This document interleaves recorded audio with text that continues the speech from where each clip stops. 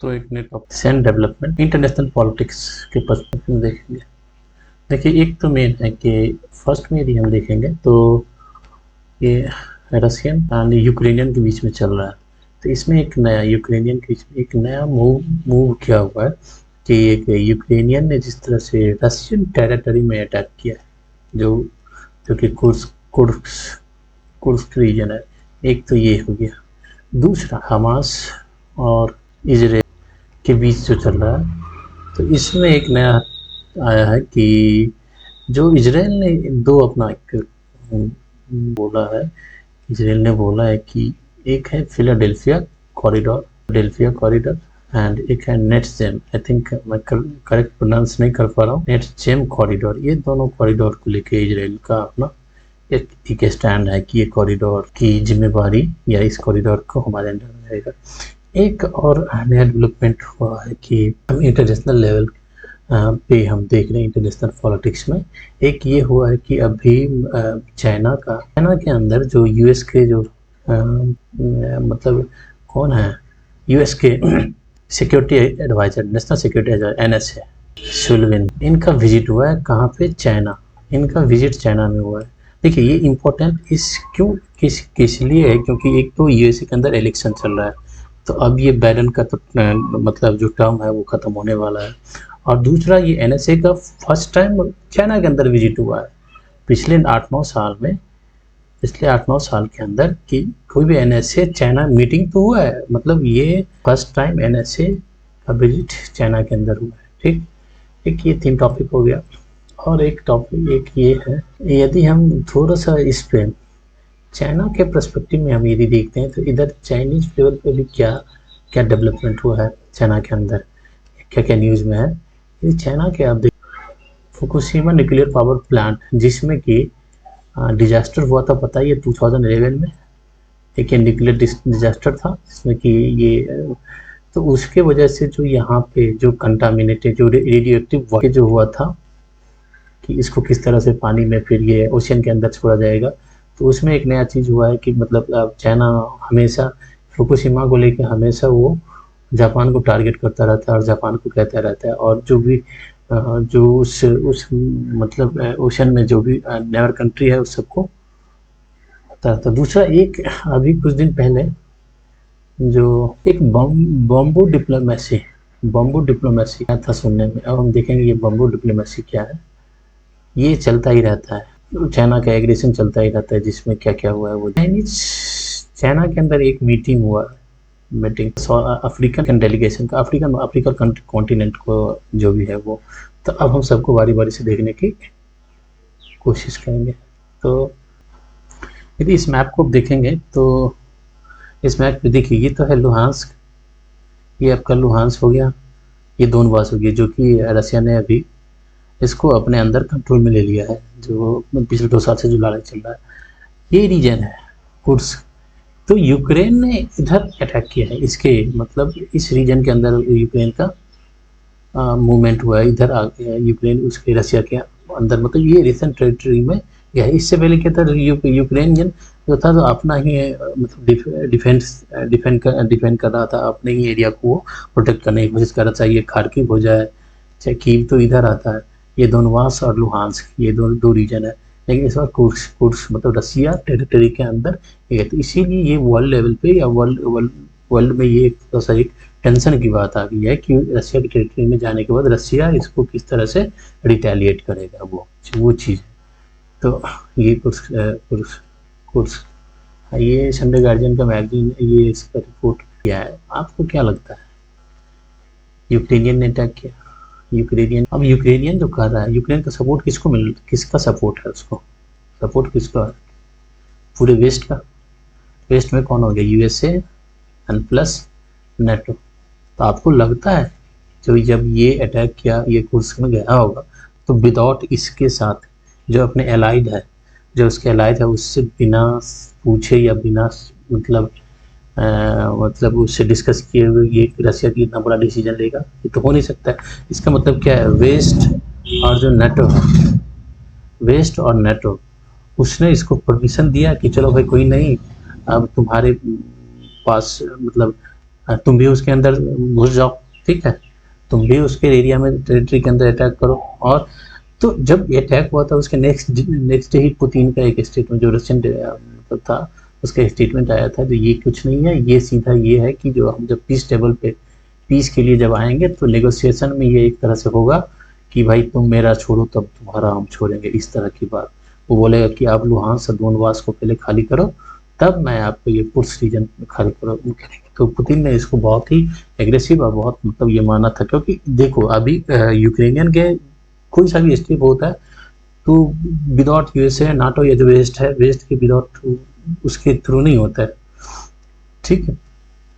तब वेस्ट और नाटो एक तरह से कह सकते हैं जो इसको एस्केलेट कर रहा है, एस्केलेशन दे रहा है, एक्सेलरेट कर रहा है वॉर का जो जो चल रहा है उस रीजन के अंदर। दूसरी तरफ वो पीस के लिए भी, जैसे कि अपने प्राइम मिनिस्टर अभी गए थे, India is the only hope for piece, अपने प्राइम मिनिस्टर भी गए थे मतलब पीस के लिए, दोनों को एक टेबल पे लाने के लिए। लेकिन अभी ये हो गया। अब रशिया ने क्या किया, इसको जब रिटेलिएट किया, क्वेश्चन ये उठता है, जब रिटेलिएशन पे आएंगे, क्वेश्चन ये उठता है क्या, अब देखिए जब यूक्रेनियन जब से अटैक किया है, तो इसको जो यूएसए और वेस्ट एंड एलाइज, इसमें नेटो हो जाता है, ये सब, इसने लगभग कितना डॉलर इसको ऐड दिया है, जिसमें कि इकोनॉमिक ऐड है, मिलिट्री ऐड, दोनों मिला इतना ऐड इसको दिया है यूक्रेन को 120 बिलियन डॉलर, ठीक है, जिसमें कि इकोनॉमी फाइनेंशियल सपोर्ट भी है, इकोनॉमिक फाइनेंशियल के सारे सपोर्ट है, उसके साथ आईएमएफ के थ्रू या आईएमएफ या वर्ल्ड बैंक की सबसे भी लोन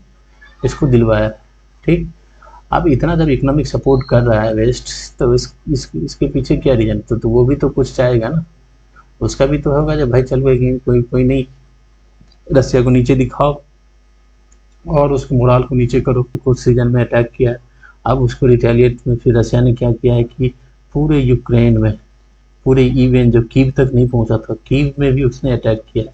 लेकिन अभी अटैक जो है वो जो भी इंफ्रास्ट्रक्चर है, इंफ्रास्ट्रक्चर जैसे कि पावर अभी तो पावर सप्लाई पे अटैक, जितने भी पावर प्लांट है उस सब पे अटैक किया है और सबको पावर रिसेप्शन। अब देखते हैं कैसे क्या होता है। इसको तो 120 बिलियन अमेरिकन या वेस्ट का सपोर्ट मिला। रसिया क्या है, रसिया ने अपना क्या किया, ऑयल को बेचा, वर्ल्ड ऑयल मार्केट में ऑयल का रेट नीचे कर, ऑयल का प्रोडक्शन बढ़ा दिया, रेट को मतलब एक स्टेबल रखा, तो सस्ता ऑयल बेचा। ऑयल का खरीदार कौन कौन है, इंडिया और यूरोप में भी तो बेचा है, सब अपने यहाँ से अपना पैसा लिया। चलिए तो पुर्स रीजन हो गया। अब हम दूसरा देखते हैं, ये इजराइल एंड हमास के बीच में, देखिए ये है। अब देखिए इजराइल ये हो गया और ये आपका गाजा पट्टी ये है, ये गाजा पट्टी हुआ। अब इधर क्या, इजिप्ट, ये इजिप्ट है, ये बॉर्डर टच कर रहा है मतलब ये गाजा का। तो जो इस गाजा स्ट्रीट में जो हमास है उसको सप्लाई कहाँ से मिलता है, इसके थ्रू, इस रूट के थ्रू मिलता है। और इस रूट जो इजिप्ट से जो बॉर्डर टच करता है ये, तो इसके थ्रू इसको सप्लाई मिलता है। या इधर बहुत सारे बंकर भी बना रखे हैं और बंकर के थ्रू ये क्या करते हैं कि इधर से अंडरग्राउंड इसके अंदर सप्लाई होता है, मिलिट्री सप्लाई होता है, उसको आर्म्स हथियार मिलता है जो ईरान सपोर्ट करता है, जितने भी अदर जो भी सपोर्ट करने वाला है इसको देता है, इसके थ्रू देता है। तो इजराइल इस बार क्या कह रहा है, जब भाई नहीं, ये जो फिर इसी कॉरिडोर, ये रफा है ना, रफा का कुछ पार्ट इधर है, कुछ पार्ट इधर है इजिप्ट में, कि भाई जो रास्ता है ना, ये जो कॉरिडोर है, इसको मैं नहीं छोड़ूंगा, ये हमारे अंदर में रहेगा, क्योंकि तुम्हारे अंदर इधर इसी रूट से आता है और तुम लोग उत्पात मचाते हो, इसीलिए हम इसको अपने। तो जब पीस टेबल पे जो है, ये पीस के लिए जो बात कर रहा है, जिसकी कतर है, इजिप्ट है, और कतर, इजिप्ट और टर्की भी है, ये सब मिलके चाहते हैं जब भाई मैटर को मेटरलाइज करो, बहुत हो गया, बहुत फैलाया तुम लोगों ने, अब इसको ख़त्म करो। तो लेकिन इसमें एक ये कॉरिडोर है जिसको बोलते हैं नेट जारिम कॉरिडोर। ये कॉरिडोर क्या है कि जब से मतलब अटैक हुआ था, जब अक्टूबर 2023 में अटैक किया था, तब इजरायली आर्मी ने इधर क्या किया ना, ये कॉरिडोर बना लिया। कॉरिडोर मतलब क्या, इस एरिया को कंट्रोल कर लिया और 3-4 किलोमीटर का एक तरह से कह सकते हैं बफर जोन की तरह बना लिया दोनों तरफ से। और इससे क्या होगा कि ये आपका हो गया नॉर्थ और साउथ गाजा, दोनों को डिवाइड कर दिया। तो इसको बोलते हैं नेट जारिम कॉरिडोर, और उसको फिलाडेल्फिया कॉरिडोर। तो ये इस पे है कि भाई ये दोनों कॉरिडोर जो है वो हमारे अंदर रहेगा, और तो उसी से क्या होगा कि ये एरिया है ना, तो इसमें जो हमास हमास का जो उसका एग्रेसिव मतलब एक्ट होता है, जो उसके टेररिस्ट एक्ट होता है, उस पर कंट्रोल लग जाएंगे। क्योंकि ये इधर से सप्लाई नहीं होगा, इधर से सप्लाई नहीं होगा। ओशन के अंदर ये भी रिस्ट्रिक्टेड ये है, ये जो आप जब देखोगे इजिप्ट से, लेकिन इजराइल बोल रहा है कि नहीं, हम इस लैंड बॉर्डर वाले एरिया को हम कंट्रोल कर लेंगे। चलिए ठीक है, तो अब हम लोग, एक तो ये हो गया, हम इजराइल हमास में तो देख लिया। मेन क्या है, हमास को सपोर्ट चाहिए ना। अब इसके लिए यहाँ पे हमास जो इस एरिया में है, छोटा सा इस एरिया में कंट्रोल कर रहा है, तो इसको फंडिंग चाहिए, मिलिट्री इक्विपमेंट चाहिए, ट्रेनिंग चाहिए, सपोर्ट चाहिए। ये सब किसके इंटरेस्ट के लिए काम कर रहा है? एक तो अपना इंटरेस्ट है इसका, दूसरा ईरान का भी तो है ना, ईरान इजराइल में जो है, तो उसके लिए ये सब कहाँ से होगा? वहाँ पे ना कोई उसको ये सब कहाँ से मिलेगा? कोई तीसरा ही बाहर से पहुँचाएगा, तो बाहर से आएगा तो उसके लिए रास्ता चाहिए ना।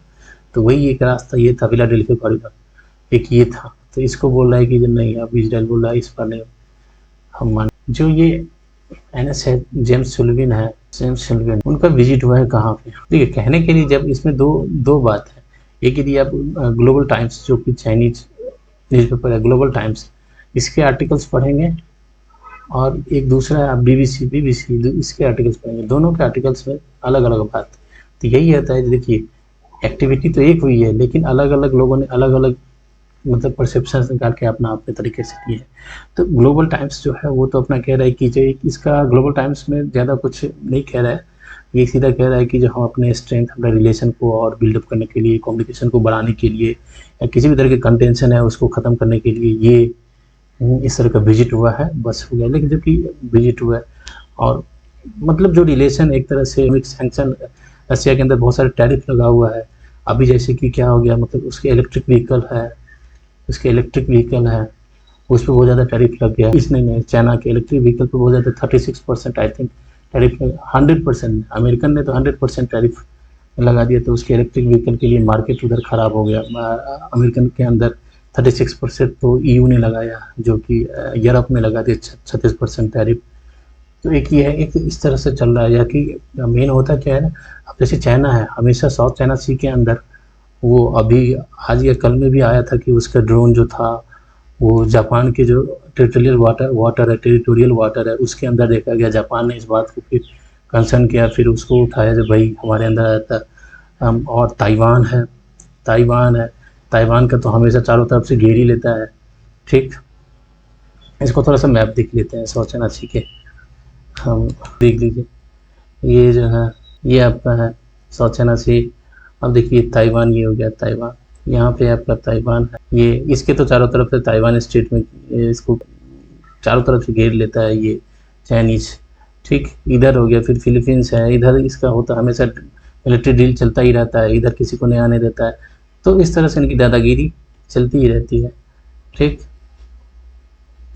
एक ये सब रीजन भी है, चलो भाई मतलब अमेरिकन ने आया भाई चलो कोई नहीं, पैसिफिक के अंदर अभी थोड़ा सा तुम दम खाओ और थोड़ी सी एग्रेशन को कम करो सकता है।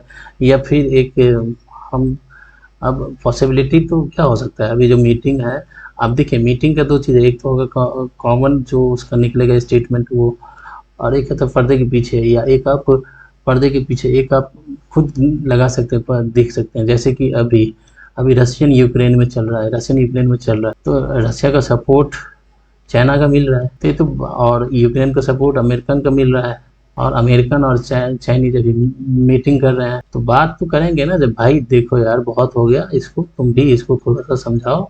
अब मैं तो इसको जब चाहूँगा समझा दूंगा, तुम भी इसको थोड़ा सा समझाओ। आप देखो, आप बोलेंगे फिर रशिया को कैसे, चाइना नहीं समझाएगा, लेकिन चाइना यदि अभी चाइना और रशिया के बीच में जितना ट्रेड है और जितनी रशिया की डिपेंडेंसी बढ़ गई है जब से सैंक्शन लगा है, वेस्टर्न सैंक्शन इसके ऊपर लगा है, तो रशियन की इकोनॉमी बहुत ज़्यादा डिपेंडेंसी बढ़ गई। बहुत सारे मतलब जो कि उसके स्पेयर पार्ट्स हैं, सारे मिलिट्री पार्ट्स चाइना बहुत हेल्प किया है। या अभी ऑयल कितना ले रहा है उससे, तो ट्रेड आप देखोगे तो 250-300 बिलियन डॉलर के लगभग पहुंच गया है, बहुत जंप किया है। तो इसकी इकोनॉमी डिपेंडेंट है। अब चाइना को बोलेगा अमेरिका, तो ठीक है, इस तरह से होगा। फिर एक तो ये हो सकता है, दूसरा हमास और इजराइल को लेके भी चाइना के साथ बात हो सकती है, क्योंकि इनडायरेक्टली जो है चाइना का इन्फ्लुएंस है किस पे। अभी आप देखे होंगे एक बेइजिंग डिक्लेरेशन हुआ था, बेइजिंग 1-2 महीना पहले हुआ था, जिसमें क्या हुआ था बेइजिंग डिक्लेरेशन में, चाइनीज ने क्या किया, जो पीएलओ है, पीपल लिबरेशन, ये पैलेस्टीनियन लिबरेशन ऑर्गेनाइजेशन पीएलओ है, पीएलओ तो बहुत सारे टुकड़े में बटे हुए हैं ना, पैलेस्टीन लिबरेशन ऑर्गेनाइजेशन, जिसका कि मेन रोल है कि हम फिलिस्तीन को एक इंडिपेंडेंट स्टेट राष्ट्र बनाएंगे, तो जिसमें कि फिलिस्तीन और हम ये गाजा पट्टी दोनों मिला के है। लेकिन गाजा पट्टी किसके कंट्रोल में, हमास का। हमास क्या है, हमास एक कह सकते हैं जो एग्रेसिव या टेररिस्ट ऑर्गेनाइजेशन की तरह है, जो उस एरिया को कंट्रोल करता है, लेकिन काम तो वही है। तो एक तरफ है इस तरह के 14 ऑर्गेनाइजेशन है, जिस सबका काम एक ही है कि हम फिलिस्तीन को आज़ाद कराएंगे या इजराइल को खदेड़ेंगे। बहुत सारा जैसे कि अलक्स का है, जेरूसलम है, ये सब एरिया है जिसको कि बोलता है कि इजराइल ने मतलब ज़बरदस्ती कब्जा कर रखा है, अपने पास रखा है, उस सबको हम अपने अंदर मिलेंगे। इस सब के लिए फाइट कर रहा है तो लगभग 13 या 14 ऑर्गेनाइजेशन है, लेकिन सब जो फाइट कर रहे हैं ना, एक कंसोलिडेटिव फाइट नहीं है, सबका अपना अपना अलग अलग फाइट करते हैं।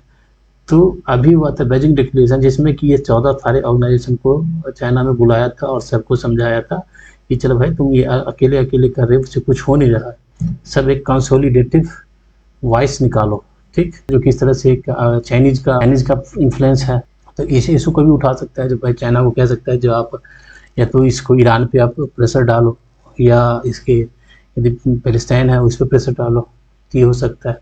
ये भी बात हुई होगी, क्योंकि जब देखिए एनएसए आया, नेशनल सिक्योरिटी एडवाइजर, तो ये इकोनॉमिक थोड़ी बात करेगा, जो इकोनॉमिक या इतना डील कर लेते हैं, इतना बढ़ाते हैं, ये सब एक फॉर्मल हो गया। मेन होता है सिक्योरिटी पॉइंट ऑफ व्यू से। अब जैसे मान लो फॉरेन सेक्रेटरी आएगा तो फॉरेन रिलेशन पे बात करेगा, फाइनेंस सेक्रेटरी आएगा तो फाइनेंस के रिलेटिव बात करेगा। हाँ, मेन फोकस वही होगा, साइड लाइन में थोड़ा बहुत सब कुछ पे बात करेंगे, लेकिन मेन फोकस यही होगा। तो एनएसए आया है तो ये नेशनल सिक्योरिटी आया है, तो इस पे बात करेगा। एक तो फिर यार आसियान के अंदर जो अभी है इसका मीटिंग चल रहा, मतलब इसका एग्रेसिव है पूरा साउथ चाइना सी के अंदर, तो उस पर बात हो सकती है। जबकि बीबीसी के जो आर्टिकल्स है उसमें ये कह रहा है कि जो भाई बाइडेन जो है इसका तो अब समय, मतलब ये अब रिजाइन करने, मतलब इसका टाइम जो है अब पीरियड खत्म होने वाला है, बाइडेन का पीरियड खत्म होने वाला है। तो बाइडेन ये चाहता है, या जो अमेरिकन एस्टेब्लिशमेंट है ये चाहता है कि बाइडेन को जाते जाते जाई के साथ, जो कि जाए और इसके साथ एक मीटिंग हो जाए, और इस मीटिंग हो जाने से बहुत सारे इशू खत्म हो जाएंगे, जो कि सैंक्शन है, इकोनॉमिक टैरिफ है, इस सब पे हो जाए। क्योंकि यदि ट्रंप आ जाता है, ट्रंप आ जाने के बाद ये जो इस चाइना के ऊपर जो जितने भी टैरिफ लगा, तो ट्रंप आने के बाद टैरिफ को इतना इंक्रीज कर दिया, बढ़ा दिया, उसके एल्युमिनियम पे, स्टील पे और बहुत सारे प्रोडक्ट पे, बहुत सारे इलेक्ट्रॉनिक्स प्रोडक्ट पे, इस सब पे टैरिफ बढ़ा दिया था, ठीक।